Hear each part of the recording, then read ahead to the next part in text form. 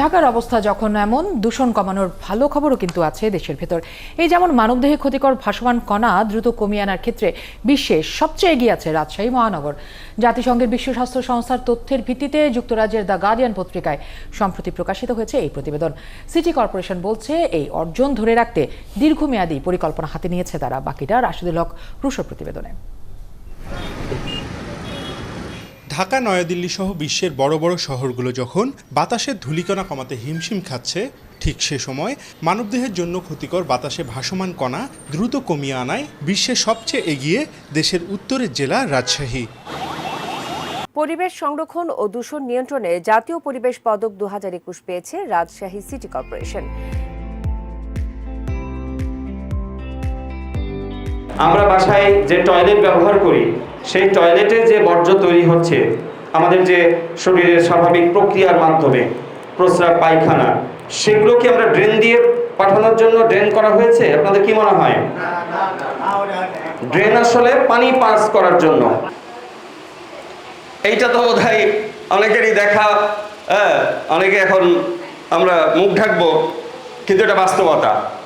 তার মানে কি, আমাদের প্রদীপের নিচে আসলে অন্ধকার আছে।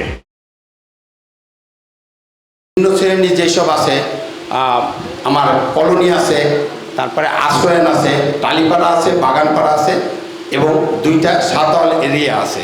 এই কয়েক জায়গাতে স্যানিটেশন এতই খারাপ এবং আজ অবধি আমি 4 বছরের কথা বলি, আমি 4 বছর কোনোদিনও দেখিনি কোনো একটা স্যানিটেশনের লোক এসে আমাদেরকে দেখছে কিংবা বলছে যে এটা না, এটা করলে ভালো হবে, এমনি না এমনি করলে হবে। আমার বাসার আশেপাশে এমন অনেক পরিবার আছে যারা বাথরুম সরাসরি বাথরুমের যে বর্জ্য পদার্থগুলো আছে সেইগুলো ড্রেনের সঙ্গেই অ্যাড করে দিচ্ছে। এই কারণে আমাদের তাদের সঙ্গে সঙ্গে কিন্তু আশেপাশে যারা আমরা থাকি তাদেরও সমস্যা। আমার বাথরুমই ভর্তি হয়ে আছে, অথচ আমি পরিষ্কার করতে পারছি না। কারণ যে আমাদের ছোট জায়গা, আর পরিষ্কার করতে চাইলে তো 5,000 টাকা চাই, যে বড় গাড়ি আসবে, রোডের উপর থাকবে। পাড়াতে দেখছি, পাশেও দেখছি যে মেথর বা বিভিন্ন যারা এগুলো কাজ করে, তারা সাধারণত দেখলাম যে বালতি দিয়ে করে পরিষ্কার করে তারা পুকুরের পাশে ফেলেছে, ব্লিচিং পাউডার দিয়েছে, কেরোসিন দিয়ে জাস্ট গন্ধটাকে করেছে। কিন্তু আমরা মোটামুটি 5 থেকে 7 দিন আমরা খুব সাফার করছি ওখানে। যখন ড্রেন পরিষ্কার করতে যাই তখন আমরা দেখি একদম র ম্যাটেরিয়ালগুলো বের হয় এবং ওরা নানা বিড়ম্বতায় পড়ে এবং তারা মানুষ হিসাবে কিন্তু আমাদের খুবই খারাপ লাগে। তাদের মধ্যে এত বেশি সচেতনতার অভাব যে তারা কোনটা কি করতে হবে সেটাই তারা বুঝতে পারে। অনেক সময় মতন আমরা তো মেথর ম্যানেজ করতেও পারি না। মেথরকে বিল দিতে হয়, এটাও ঠিক আছে। আমরা মেথর লেসে বাইরে কিন্তু মলটা ফেলতে পারি না। মলটা ওইখানে তুলে ওখানেই আবার ড্রেনেই ঢালা হয়। নিষ্কাশনের যে গাড়িগুলো প্রত্যাশা করছে প্রত্যেক ওয়ার্ডে দেওয়া, বিশেষ করে গেঞ্জি এলাকা, যেমন রেল লাইনের ধার, টালিপাড়া, বাগানপাড়া, মোল্লাপাড়া সহ কমিউনিটি বেস আমাদের ল্যাট্রিন, স্বাস্থ্যসম্মত ল্যাট্রিন করা, যেখানে করা যে জায়গাতে যেন ওই ধরনের গাড়িগুলো যেতে পারে। জায়গার জন্য সমস্যা না, অর্থটাই সমস্যা। প্রতিটা ওয়ার্ডে কমপক্ষে 1টি করে ডাম্পিং গাড়িগুলো, যেটা সিটি কর্পোরেশন দিয়ে থাকে, স্বল্প খরচে যদি এই পয় নিষ্কাশনের ব্যবস্থাটা করেন সিটি কর্পোরেশন, তাহলে হয়তো সাধারণ জনগণের জন্য খুব উপকৃত হবে। আমরা হয়তো নানান কথা বলছি, ওই ড্রেনে যাচ্ছে, এটাকে আমরা সম্পদ পরিণত চাচ্ছি না কেন? এটাকে আমরা উপকরণ হিসেবে ব্যবহার করি, সম্পদ তৈরি করতে পারছি না কেন?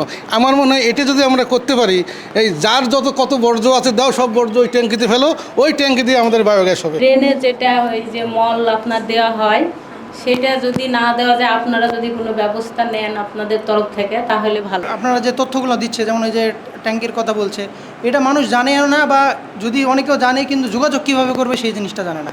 এটা যদি আমরা মসজিদে পোস্টার আকারে নাম্বারগুলো দিয়ে দিই, যে মানুষ ওখান থেকে সচেতন হতে পারে, নাম্বারটা যে কেউ পাইলে ওখান থেকে ফোন করতে। শুধু আমরা সমস্যাগুলো দেখলে হবে না, সমাধানেরও পথ বের করতে হবে। স্যানিটারি মিস্ত্রি, রাজমিস্ত্রি, আরও অনেক মিস্ত্রি আছে যারা ড্রেনে লাইনটা দেয়, এদেরকে যদি নিষেধ করা যায় তবে এটার একটা সমাধান আসতে পারে। যারা যে ড্রেনে লাইন দিয়েছে, বাথরুমের লাইন দিয়েছে, তাহারকে নিয়ে দরকার 10 দিন হাজতে দেখেন, জেলে রাখেন, বন্ধ হবে না।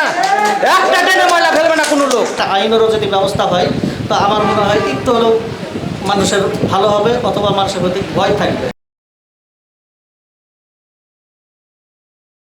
ভ্যাকুয়াম ট্যাঙ্ক যেটা সেটা পরিমাণ বৃদ্ধি করতে হবে এবং জনকল্যাণে এবং জনস্বার্থে আমরা যদি প্রচার করি যে এটা করতে গেলে টাকার পরিমাণটা বেড়ে যাবে, আমার মনে হয় সবাই এতে রাজি হবে। এটা সরকারিভাবেও হয়তো যেমন একটা গাড়ির কথা বললেন, আমরা দেখি নাই চোখে, তো এই গাড়ি যদি আরও আপনারা এটা বৃদ্ধি করেন, যদি ওয়ার্ডে ওয়ার্ডে একটা করে দেন, তাহলে এটা দিয়ে আমাদের সমস্যা অনেক সমাধান হবে। সিটি কর্পোরেশন তো ট্যাক্স দিতেই হবে। এখন আমরা বিল্ডিং কাঁচা ছিল, এখন বড় করেছি, 60,000, 65,000, 30,000, 20,000 হয়। কিন্তু আমরা সুস্থ থাকবো আর এই পয় নিকাশনের জন্য টাকা দেব না, এটা হয় না।